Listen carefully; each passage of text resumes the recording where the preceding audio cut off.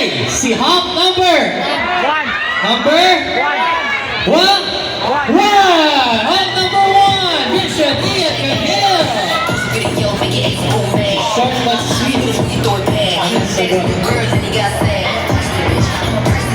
Siyempre, sa kanyang handler na talagang di maganda o gaga kanina, all over the place. Maraming salamat sa inyo po, sir.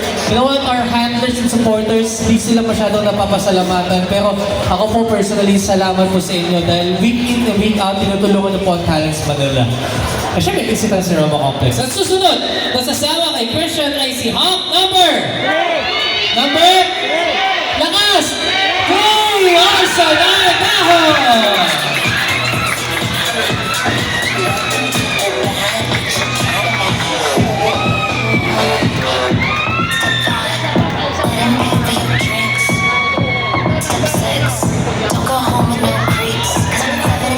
Alright, so that means meron tayong maraming bibili ng ticket sa Grand Finals. Kaya pang-reserve na mo yung isang hilera dito sa grupo.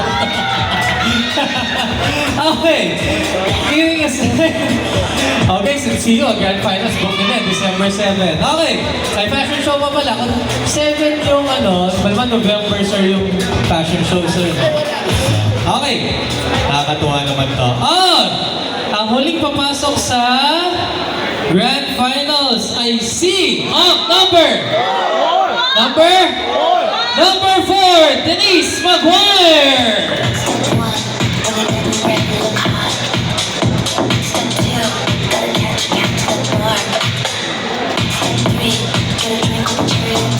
Alright, Hunk number 2, wag kang aalis dahil ikaw ay pasok sa wild card. Palabakan po natin. Hunk number 2, Vince Cabrera. All 4 of our Hunks will get the chance, of course, to buy in for the Grand Finals. 3 of them going straight and 1 going to the wild card. Maraming